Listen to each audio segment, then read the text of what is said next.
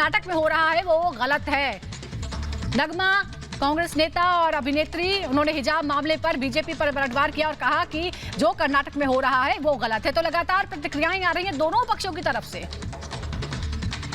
दोनों ही तरफ से प्रतिक्रियाओं का दौर अब तेज हो गया है और लगातार ये मामला आगे बढ़ता ही जा रहा है।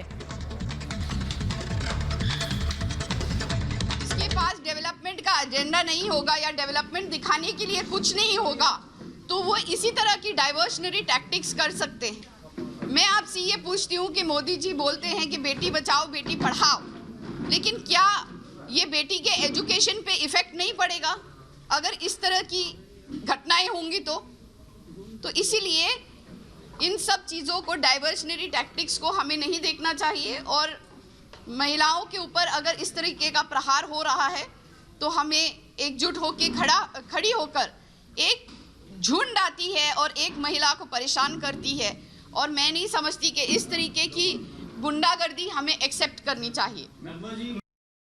तो गुंडागर्दी का आरोप लगाया है। नगमा को सुना आपने, हालांकि आमतौर पर जो उनका लिबास था थोड़ा अलग नजर आ रहा है। उन्होंने भी पहली बार हिजाब टाइप का ही कुछ पहना हुआ है और प्रतिक्रियाएं और भी आ रही हैं।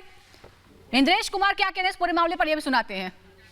चलिए उनकी हम बात आपको सुनवाएंगे, लेकिन शहजाद पूनावाला इस वक्त हमारे साथ जुड़ गए, उनसे बात करते हैं। शहजाद जी, आपने एक ट्वीट किया है और आप कह रहे हैं कि प्रियंका गांधी ने जो ट्वीट किया है वो संयोग है या प्रयोग है, ये सवाल क्यों उठा रहे हैं आप? देखिए, बार बार भारत की बदनामी करने वाले ब्रिगेड, भारत के खिलाफ दुष्प्रचार करने वाले ब्रिगेड के साथ कांग्रेस पार्टी और उसके इकोसिस्टम का, जिस प्रकार से कांग्रेस पार्टी ने एक यूनिफॉर्म के मामले को सांप्रदायिक रंग दिया है, जिस प्रकार से तुष्टिकरण की राजनीति के चलते भारत का दुष्प्रचार करने के लिए उन्होंने एक एजेंडा चलाया है। आज उसी की देखा देखी 10 बजे प्रियंका वाड्रा का ट्वीट आता है और 11 बजे पाकिस्तान का भी उस विषय पर ट्वीट आ जाता है।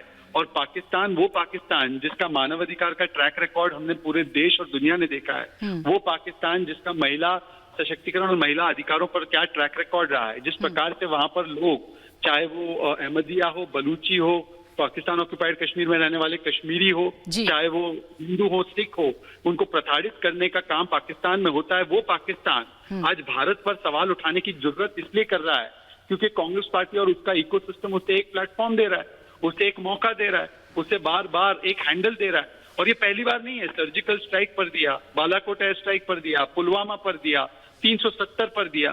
तो इसीलिए मैं पूछ रहा हूं कि क्या ये सहयोग है, ये प्रयोग है, या मैं यूं कहूं कि ये पाकिस्तान के साथ कांग्रेस पार्टी का कोई नया उद्योग? जी शहजाद जी, ये भी एक बात है कि क्या विधानसभा चुनावों से एंड पहले इस तरह की घटना होती है, कर्नाटक में एक घटना होती है, विवाद 5 लड़कियों से शुरू होता है, 5-6 लड़कियों से, और बड़ा हो जाता है। क्या ये संयोग है या प्रयोग है? ये भी सवाल है जिस पर हम बार बार सवाल पूछते रहेंगे। फिलहाल बहुत बहुत शुक्रिया आपका शहजाद पूनावाला हमसे बात करने के लिए।